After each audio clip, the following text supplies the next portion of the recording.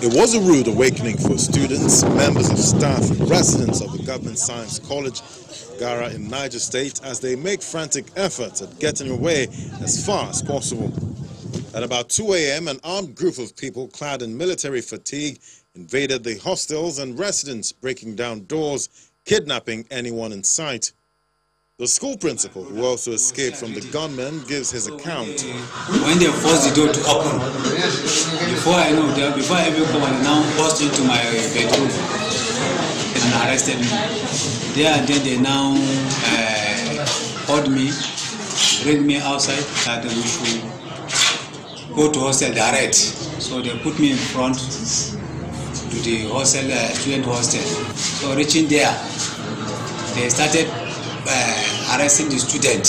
When the student discovered that they are thief, because when they went there, they were telling the student they not run. It is soldier.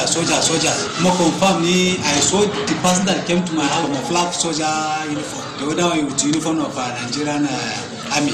The two of them. The other one wear black coat. There are 3 numbers that came here. So when after when we were there, they gathered most of the students. While some of the students started running into the bush. The little one they caught, which I cannot ascertain the number. We were there standing out, gather us together and start touching us 2-2. So when they started touching us 2-2, there and then already my family have already been arrested. Some of the students who luckily escaped from the attack are not happy at the slow response of security agencies. They started chasing students out in the hostel, and they followed them, and they were also shooting to the point that they killed one person. They shot him in the head, and they packed some people from the hostel and kidnapped them. They are still nowhere to be found till now. Seriously, let government take action of this issue, because all the education has turned upside down. We students now, we are not happy with what just happened. With the figure released by the state government, more efforts may now be required to hasten the rescue of the students and other people kidnapped from the school. Oh yes, indeed, that report details the matter agitating our minds, and you heard there, well, at least while we're reviewing the papers, some of them did count the number of days since we spoke of the last abduction of students from a secondary school here in Nigeria. Then it was Kagara, now it's 68 days after, and now it's Kagara. And, you know, it's just another symptom, some will say, of what is going on with the security situation in the country. To shed a little more light and to say, you know, whether we're really making any progress or whether we should be reviewing the steps we're taking so far, we have with us in the studio retired Major General Henry Ayola, who is a former commander of Special Task Force Operation Safe Haven. You're welcome, General. Thank you very much. Good morning. We also have with us Dr. Ahmed Adamu, who is a senior lecturer at Nile University and also a policy analyst. You're welcome to the program. Thank you so much. Well, gentlemen, you have seen and heard you know, the events being recounted as they happened yesterday, and this is happening just a day after we saw people being abducted from a state transport service, and we're still trying to recover from the shock of that, because this time around, very strangely, the abductors released a video very much in the style of Boko Haram terrorists, where they actually tried to taunt Nigerians and of course the security agencies that we have your people come and pay ransom. Oftentimes these requests for ransoms are usually quite surreptitious and oftentimes to the family members of those who have been abducted. But this time around, it's a new dimension. General, what can you tell us about this? Yeah, thank you very much. Well, usually when we try to analyze cases of kidnapping, abduction, hostage taking, the dividing line has been that in our experience in Nigeria, it has been more of kidnapping and abduction, in the sense that, as different from hostage taking, the people are moved away, other students or wherever, they are moved away to an unknown location. Unlike the general known cases where hostage taking is in situ. And so you can talk, you can negotiate with the hostage takers, you know where they are and all of that. That itself has made our case more difficult than the usual. You know, but this time, since they have come out this way, it reduces what we call the immediate action chain, you know, where the first thing is that there is a detection, okay, and the next thing is attribution. Now, both of these are covered in the sense that the case has been detected, the attribution has been done because they have owned up, those who have done it. Of course, we don't know them like a normal group, like you can't put a tag, like we could say it's Boko Haram that is responsible for a particular, but we know that they are bandits. I mean, that's the generic word. Then the next thing is motives. What are their motives? And with what they have done by, you know, making a video and all that, it tells you that usually motives are two major, you know, categories. Either is expressive, in which case the abductors are making a point or agitating for something, and so they are doing it to show, you know, a kind of displeasure.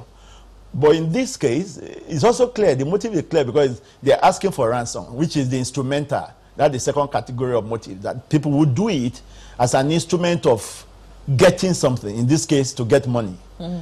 And because we've done a lot of this negotiation with abductors, kidnappers, it's becoming very fashionable for them to keep doing it. Sometimes government is helpless because the life of a single person is more important than whatever amount of money you pay. But then the downside of that is to look at this kind of effect that it will have to encourage others to want to do just for the sake of getting the money. Okay, so that's where we are now. Now is what to do to get them. Well, I'm happy that the president has given the orders already, you know, for the armed forces and the police to put up their best to get these children back. Now, one thing that is very prime in this case, you know, and where we see the repetition of schools, I mean, right from the February 2014, the boys' school in Buniyad in Yobe State, to the April 2014, the girls in Chibok, to the 2018 girls in Dapchi, and then last year, December, the boys in Kagara in Katsina State. Now, that tells you something, that they have found that, of course, I mean, children are precious. There's nobody whose child will be there and will be at ease. And when they kidnap adults, you could still wait some time. But when it's children, it gets everybody's attention. And that's what they are played on. So that it's not just the parents of those children they are talking to. It's a deliberate intimidation of the entire community, of the entire nation, to say, look, we have this freedom of action, and we can do it again and again. So the ball is in our court to call off this bluff and do something drastic that would discourage a repetition of this cycle. Well, let's mix things up. We must say that they haven't done a video of the Kagara abductions.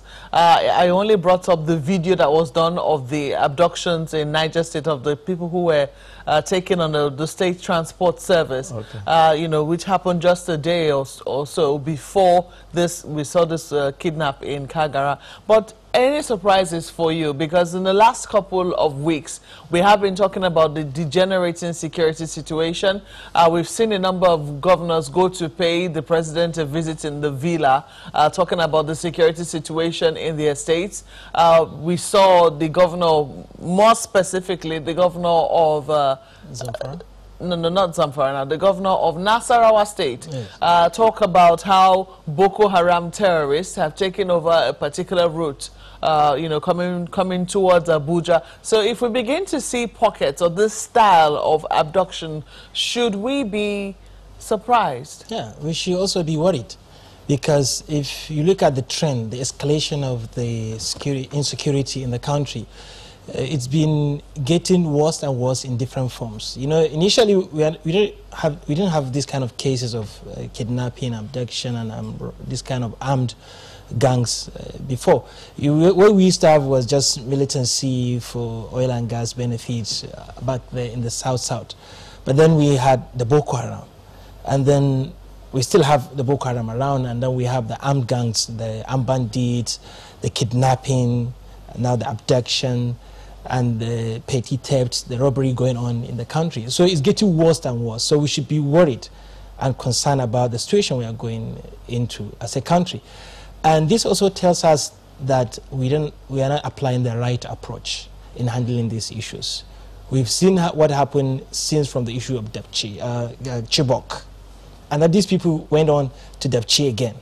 and now they went to Kankara, and now Kagara. And the which school is next? And Kankara is just recently. And it happened, I think we have to go back and look at what happened during the Kankara abduction. The government officials said they didn't pay any ransom. But people are still concerned. Maybe the officials may not want to tell us the truth, what really happened behind the curtain. Some people allege that money has been paid. And some people are even alleging that this is another means for corruption. The government official might say, we pay so amount of money, and while the bandits are collecting far less than that. Some people allege 800 million was paid. And the bandits are saying, some of them, according to what we heard from other people, they said they only collected 30 million. So all this has not been substantiated. It's just allegation. But we have to be very, very proactive. We don't have to be very reactive all the time. It has always been 100% successful. Anytime they attempted to abduct students from school, it happened. And there is no way the security at this kind of approach and situation could have averted this kind of attack or abduction. So to me, I think we have to look at the causes. And instead of just combating the effects and trying to see what can we do after it happened, now let's look at how does even these things started to happen initially. So to me, I think it's a system failure. There is no administration that will come and fix security situation in Nigeria without addressing three system problems. Because it's our economic system, our family system, and our political system that brought us to where we are today. When we talk about economic system, the access to basic standard of living is a subject of money. For you to even live in this country, it's a function of money. If you fall sick, if you don't have money, you die. If you want to have access to quality education, you don't have money, you cannot. And everything is centered around money. Security, your own security, transport, water, energy, everything is money. And then there is so much desperation for the money.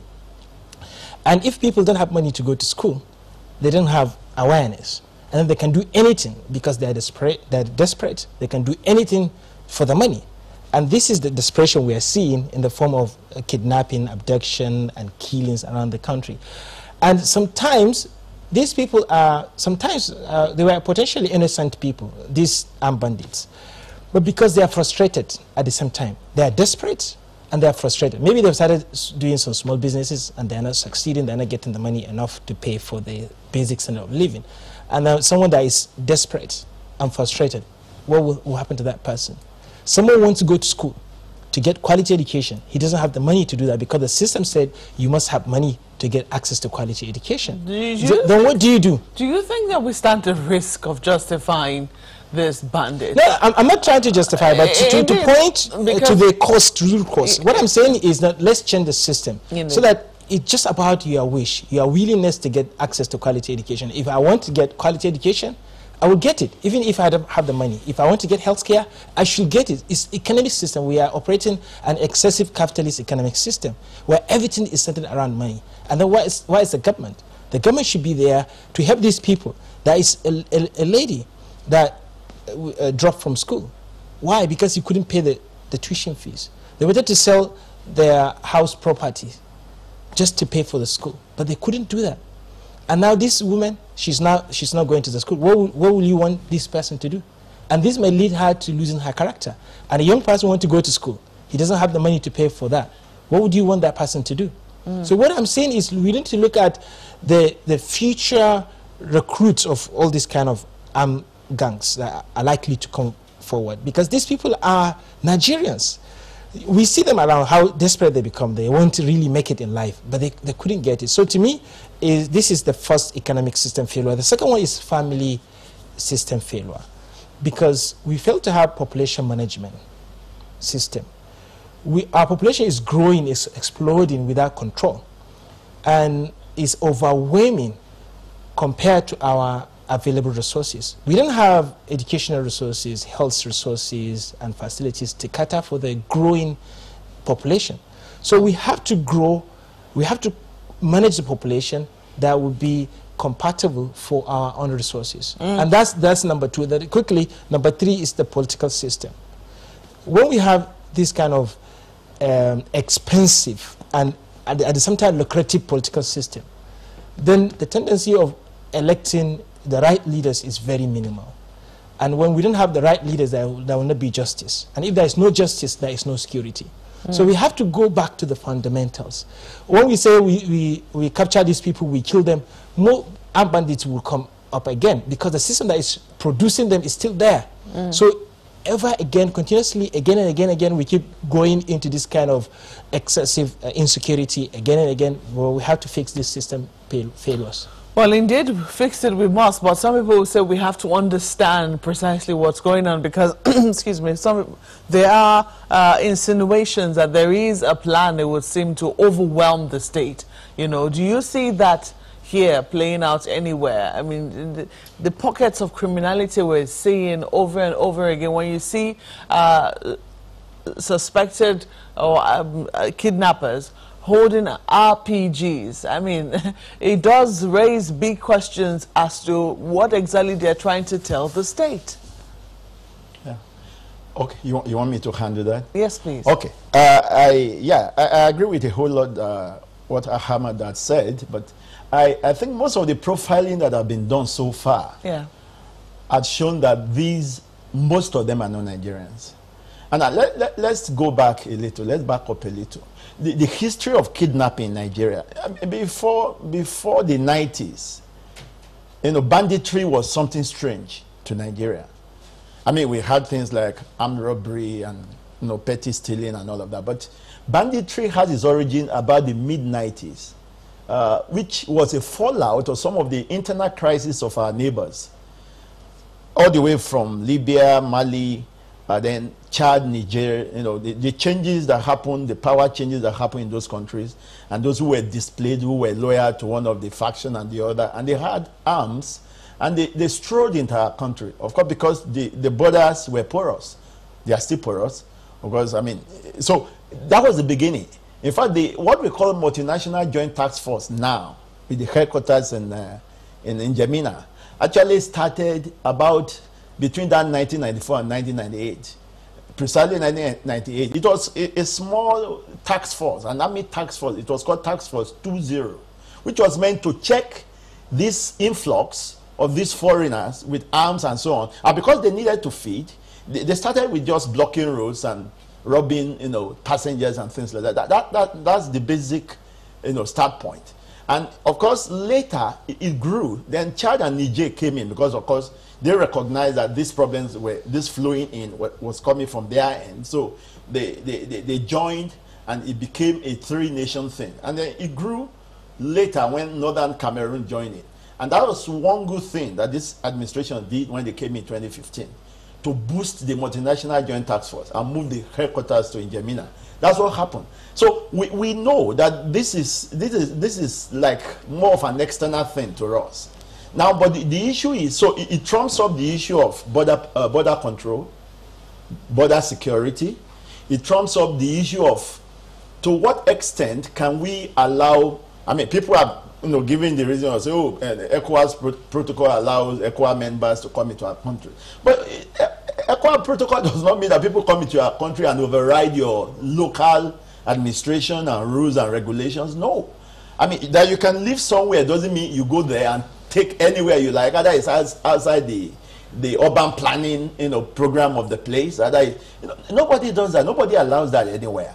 We can keep our bargain, our part of the, you know, the ECOWAS protocol without necessarily jeopardizing our security.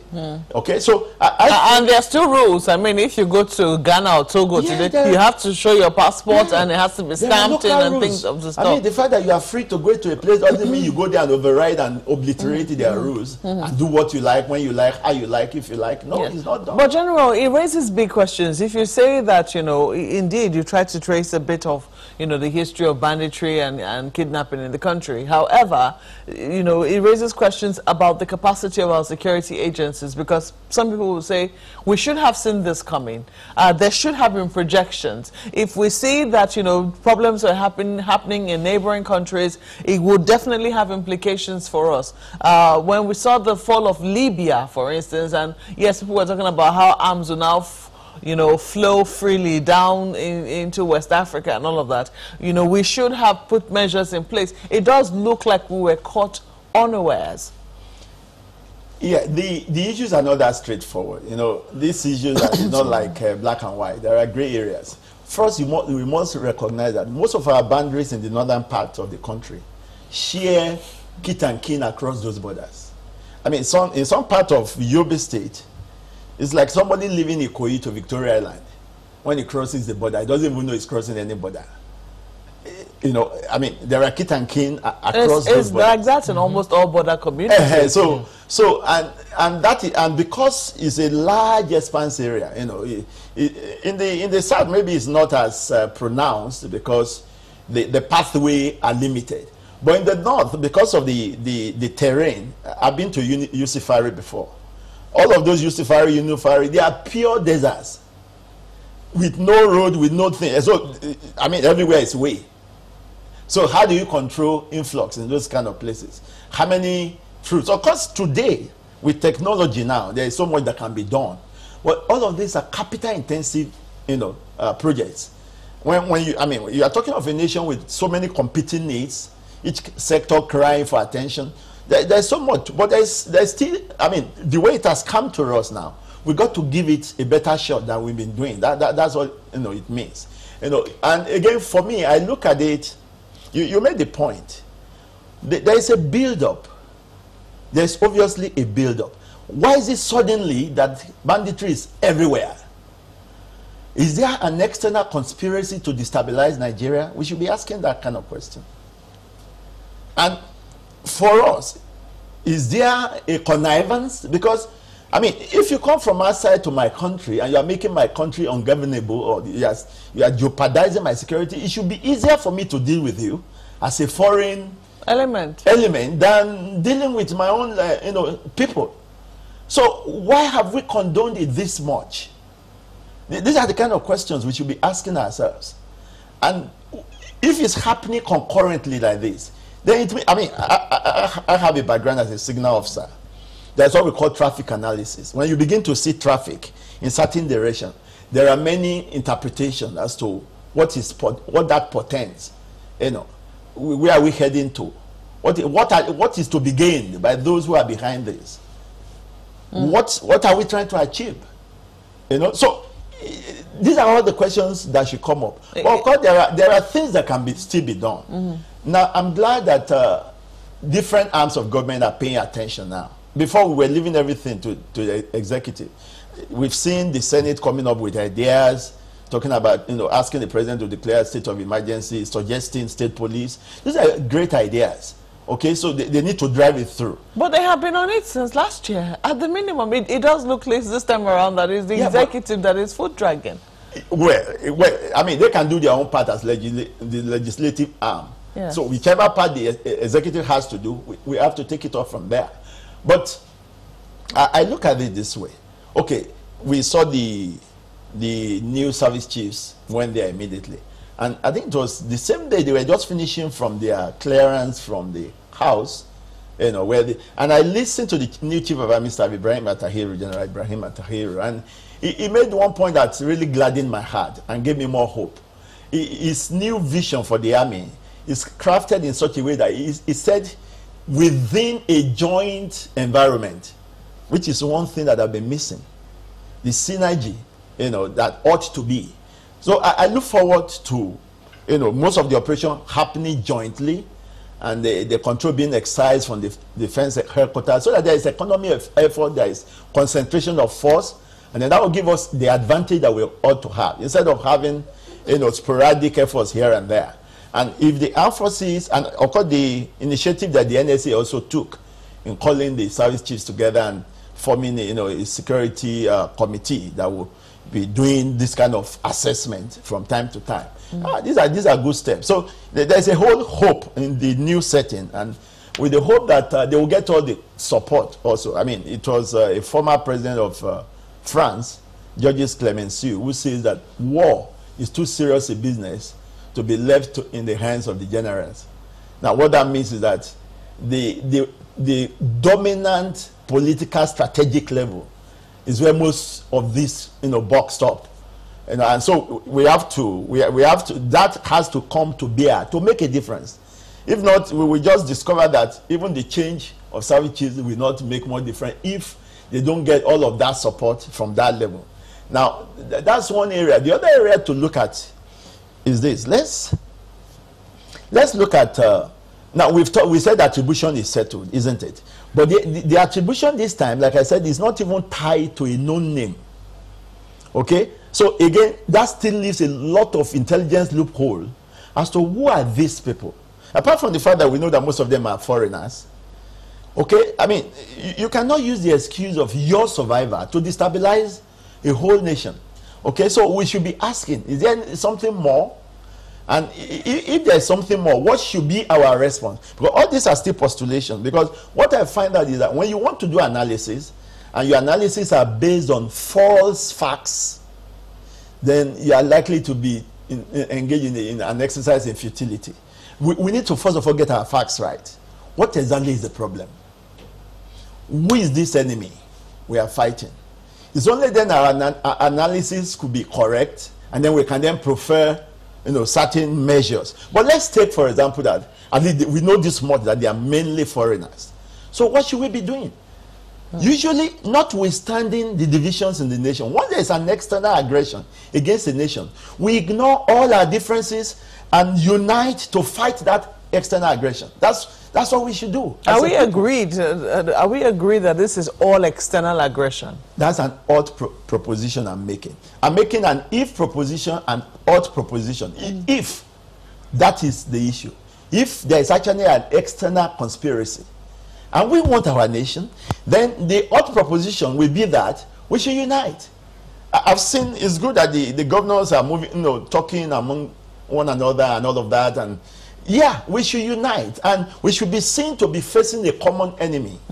That way, we will be able to do a whole lot. But I'll take it to Lagos now, where my colleagues have questions for the guests in the studio. Gentlemen. Thank you, Markwe. Let me begin with Dr. Adamu. Policy is what this is at the heart of. I'll reference something that General Ayola said the other time about the role of politicians or politics in a war such as we have on our hands.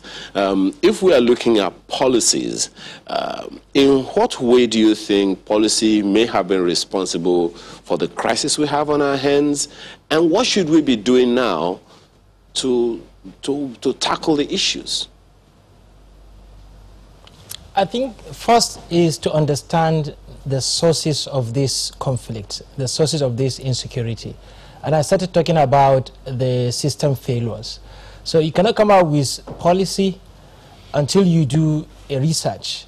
You need to look at the trend, you need to look at what is happening and at what scale, and then you come up with policy. And that's why I said, whatever we do, we are just curtailing the effects of the main problem.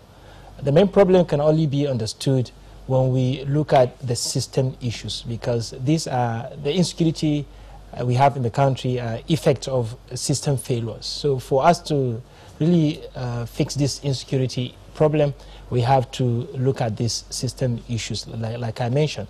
Well, Dr. Damo, if you don't mind me butting in for a bit, this is a national.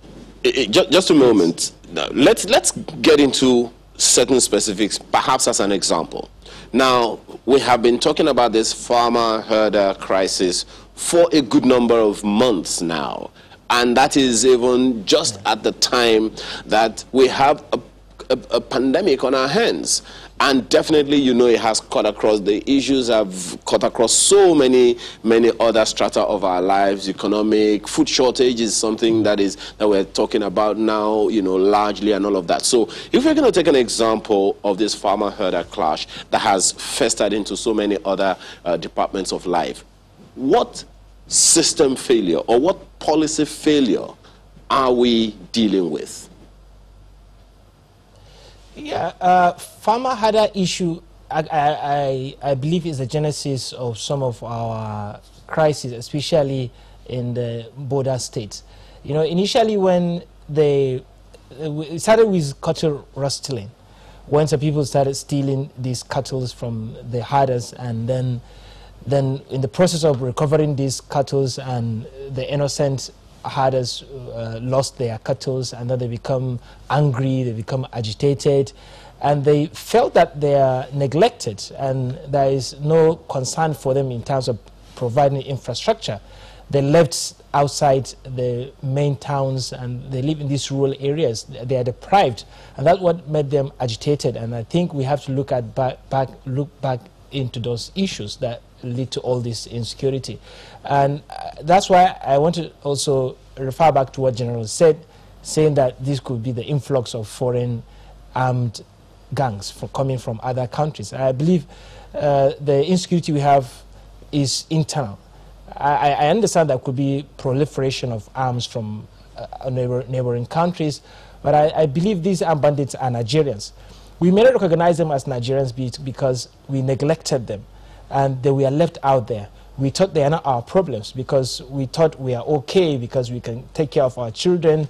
We neglect them, and this is the effect of neglecting other people. So I believe not giving them the attention they require, not providing the provision for them, I think that's what led them to become agitated and angry. So I believe this is a national emergency now. You see, when you neglect certain set of people, that's injustice, and this is coming back to us. And I think that's why I agree with the National Assembly that we should have a state of emergency on the insecurity, so that we don't have to follow all these procedures and these protocols, because this is getting out of hand.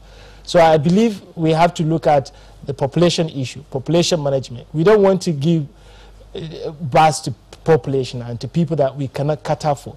If you give birth and grow population that you cannot give them education, you cannot give them security and health care, what are you doing? You are also giving birth to potential recruits into these armed bandits. So I believe the policy has to go back to the grassroots and resolve these system failures. Well, General Yola, let me ask you, over time, some of the victims that we usually interview, and for some of which we have on tape, we always hear them say the attackers were clad in military fatigue. And that seems to, I mean, it's a huge concern. And it does have the potential to always influence the impression that people will have against security agencies, or perhaps those who they say they're clad in their fatigue. Do you think, from what you've seen, are we doing enough to address that particular challenge? Sorry, the volume is so faint for me. I don't know.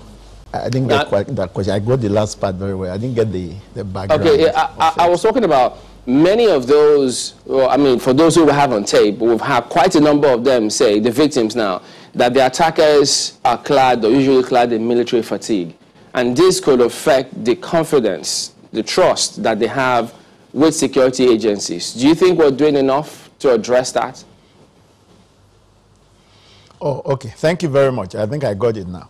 Well, I think everybody knows now that access to military uniform is not, is not restricted. Anybody can get access to military uniform.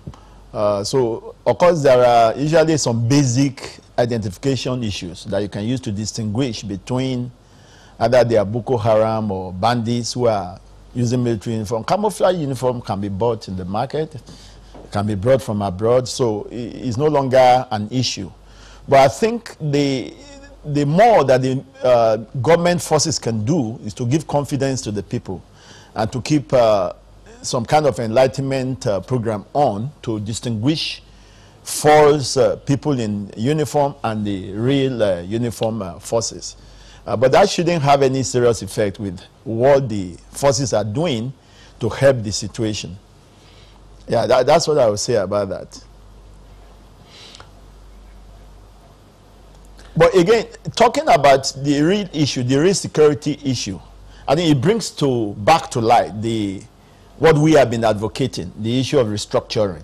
And I think the state of security in the nation right now actually gives us a takeoff point. Because, like it's been preferred in many circles that, look, why don't we even try state police as part of a measure to help solve, because security, like I've said this on this platform before, that security, like politics, is first local. We first of all tried, I mean, we have seen some regional security outfits come up as a result of the security situation in town, even though the states have since claimed that no, it's not, they're not regional security outfits, they are state security outfits, and they're not to carry arms, they're only to assist the bodies already carrying arms. How effective would you say that for the states that even have those in place? How effective would you say that they've been in helping to manage the level of criminality in their states? Yeah, thank you very much. You just given the reason why they have not been that effective, because it's still done within the limit of what they're allowed to do. And of course, the fact that they cannot carry arms already says so much limit. But I mean, we will do well if the legislative house goes ahead to put force behind their suggestion by amending the constitution to allow sub-national police, down the line. Then that way they can have, I mean, already as it is, most of the states spend a whole lot of money equipping the police command in their states. Haven't gone that far. The only thing really left is control of those, services and forces. So if they get that, then the governments of those states can then, do as much as they will want to do without that kind of limitation that exists right now. And that's part of what we've been advocating. In fact, because of that, we're going to have a restructure actualization summit this month, Thursday next week, 25th of this month. Because this issue has come to a head, and we all need to give it a shot. Maybe, in fact, as a furtherance of declaring a state of emergency, maybe there should be a national security conference.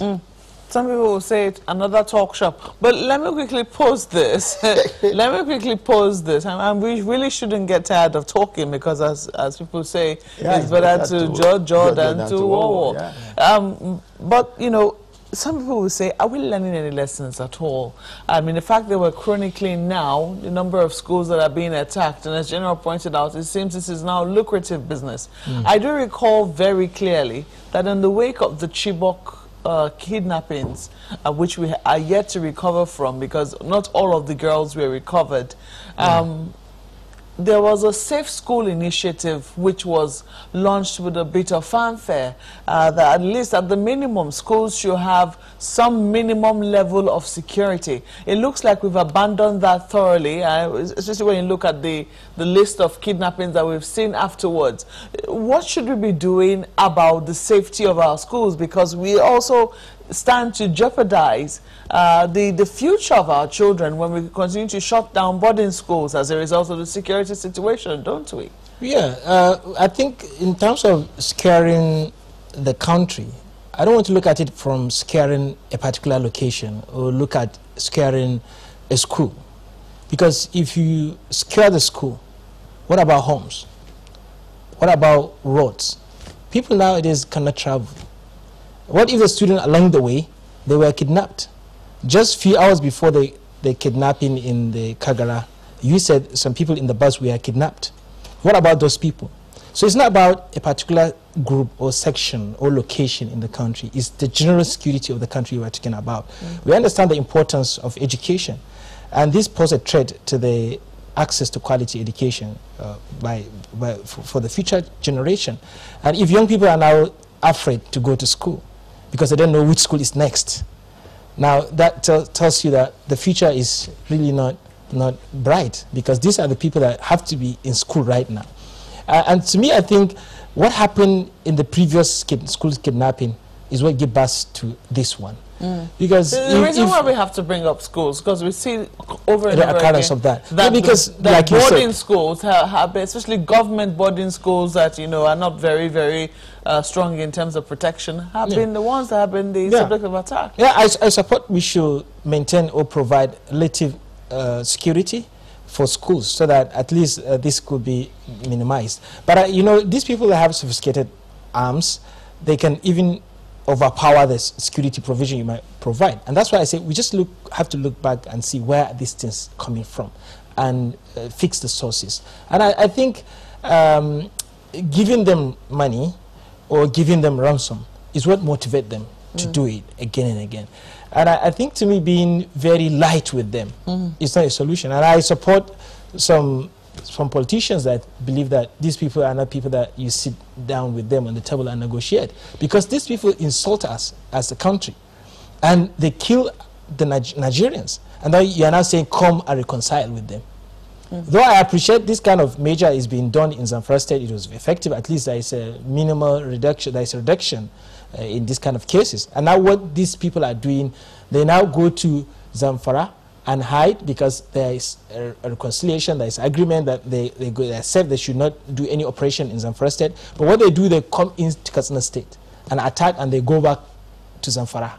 So you can see relative difference in terms of measures the state governments are taking. And I think, to me, for these people, I support the governor of Niger State. I say he's not going to pay any ransom. But I hope he will stick to his words. Well, I think at the end of the day, what we really want is the safe return of the children. Because if he says not paying ransom, and then but if they come back and then future children, again it happens again. Indeed, that's what we're trying to avoid. I think we have to avoid that. But I do know that anyways. Let me say a word about securing the schools. General, sorry, we're totally out of time. Okay. I wish we could go on, to talk about that, and it would have been something that would have been worthwhile. But we have to thank you both for coming on Sunrise Daily this morning and sharing your honest thoughts with us. Retired Major General Henry Ayola is the former commander of Special Task Force Operation Safe Haven. And we also had with us Dr. Ahmed Adamu, who is a policy analyst and a senior lecturer at Nile University.